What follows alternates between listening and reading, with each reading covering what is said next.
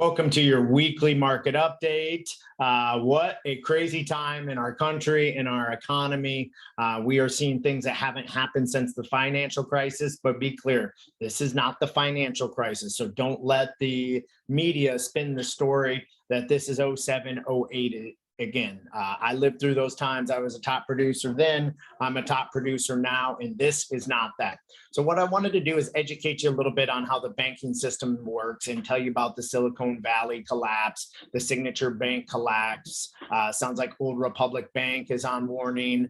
So there's definitely regional banks that I believe will be going under, and the net effect of the Silicon Valley collapse will be felt for 2 to 3 months ahead. So this is how the banking system works. There's a deposit you put in. Let's say it's $100,000 for round numbers, and the bank has to only hold 10% of that, right? So banks try and make money with the remaining 90% of that, or $90,000. So they only got to keep 10,000 of your 100,000, and they lend out the rest, right? So they will pay you about a 0.5% in a checking or savings account. So you make about $500 per year on keeping that money with the bank. They try and keep it in safe, or what are deemed safe investments, like treasury bonds, mortgage bonds, corporate bonds, things that pay a lower rate of return, but a higher rate of return than they pay you, right? So call that 2% on average. So they're making $1,800 a year. So their net is about $1,300 in profit that they make from that relationship. Now multiply that by all of the depositors that come to banks, right? So this is what you get. This is the depositor. This is what the banks get. So that's really how banks work.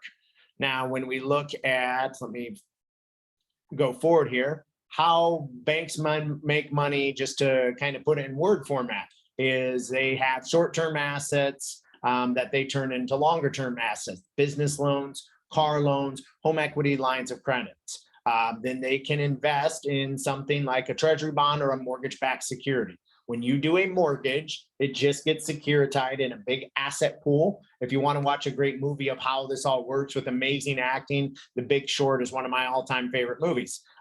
Today, however, here's what the problem is that 2% coupon investment is worth significantly less, because there's what's called an inversion on the yield curve. That means short-term money is paying out longer than long-term money. Number one sign of a recession. And that's what's amplifying this issue. And you'll see that there was underlying issues going on with Silicon Valley before this. But underneath the protection from the 2008 Dodd-Frank Act, there's what's called held to maturity. So there's a whole nother thing you could look at if you want to go deeper on this, called mark to market. I won't get into it, but you can research that as well. Because of that mark to market, there was what's called HTM, held to maturity, an assumption that banks are not forced to mark to market and to not suffer the losses if the treasury bond has to be sold. So how a bond works is you have to wait for it to mature. I have 2 bonds sitting at my house that my mother bought me at high school graduation in 1996. They're 30-year bonds, right? They will mature in 2026. So if I take them out before that, I'm not going to get the whole, I think it was $500, right? But she probably paid about $150, $200 for it. So this does not have to show on their balance sheet. So that is a big problem. And the results are the Fed has been reckless. I liken it to giving, like if I have a cough and I drink a little Robitussin and it doesn't work in 5 minutes, and I drink some more and that doesn't work in 5 minutes, I drink some more, that doesn't work in 5 minutes, I drink some more. That is an issue, right? So remember that this rapid increase in interest rates caused by the Fed, they have not let the effect of it work its way out throughout the economy. They're force feeding a patient medicine, or force feeding me Robitussin, and now I'm drunk or OD'd on Robitussin. That's what's happening in our economy right now.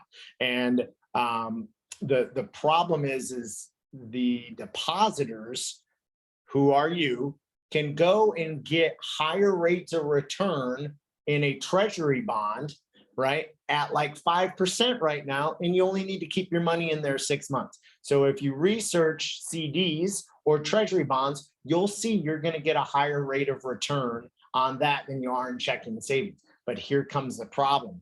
The bank only has a fraction of your deposit. Remember, they only have to keep 10%. So when a run happens on these banks and they're forced to have to pay depositors more than they're making on the long-term investment, and then depositors sense there's a problem, or you get something like Jim Cramer talking about SVB being this great stock investment, and it actually was not. When he mentioned it back in February, people looked in deeper and saw the problem. So they started shorting the stock. So you have short stocks on SVB, which means they're betting against the company. They can't sell those stocks because of the loss that they would take on it because of all the shorts out there. They have to, SVB Bank had to sell their treasuries, their long-term positions, to make their depositors hold. And there you go, right? So that is what this problem is. Now, we think this is not good for our economy, but it is very friendly for mortgage rates. And just to end why SV Bank didn't work out, part of it might have been they had no risk management offer for 8 months. So they had no one looking at this. Part of it is the CEO is a full board member of the San Francisco Fed Bank. And you'll see some problems come up for him. He sold a bunch of stock in most of his ownership in the company. In my opinion, people that serve our government should not be able to be investing because they know about this. So big problem potentially for him. And then their current administrative officer that should be looking out for this is the former CFO of Lehman Brothers, who is the second largest banking collapse all time next to Washington Mutual. So this is a big problem. It was Lehman Brothers. You probably heard of that. And if you watch The Big Short, a lot of it's about Lehman Brothers. So the balance sheet showed $12 billion that they had. And under that rule that I mentioned, that they don't have to show the losses, it exacerbated this problem. They did not need to show that they were selling and that they didn't hold these bonds to maturity. So if they really truly had to show that, then they would have had $12 billion, or they would not have had $12 billion. They would have had $3 billion in losses, and everyone would have saw this way before. So that's how we got to where we are. Let's just talk about how this has impacted the markets. So these are the markets. Good news for mortgage rates, but very volatile, right? So this was last Friday when this all started going down. You see this big rally. So on this chart, these are called Japanese candlesticks. As this goes up, mortgage rates go down. So we locked in a ton of people here. March 13th, we locked in more yesterday, and we are rallying today. So this has been bad for the economy, but there's been a flight to safety trade in mortgage-backed securities. So the point being, you can't time this. This is a 0.5% interest rate difference from here to here, right?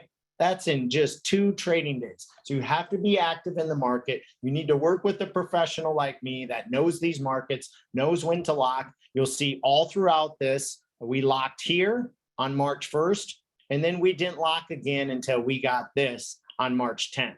Right now, these were scary times for me because I would start looking at some big losses for my clients that I guarantee, and they would have had to get the rate that I promised them. But I know these markets well. I've traded them for 20 years. I have an analyst that runs a site that I followed, and boom, here's the rally. What did my clients get? A 0.5% better interest rate than where they started. So these are the reasons why you work with a professional, not an order taker. This is why we advise most of our clients when they start with us to let us monitor this. Lenders will tell you that they have a free interest rate float down. They don't. There's always a cost to it, ours included. Now, you don't see the cost as far as a price that's built into the interest rate. So you're not truly getting the lowest interest rate when we're locked in. So this is your market update. we're seeing rates go down by about 0.5%, but it's all over the place. You need to be aggressive in your home search. You need to be out looking why there's this doubt, because there's less competition and you're more likely to get a better deal. Thank you for tuning in. If we can help you with anything, 312-731-4939.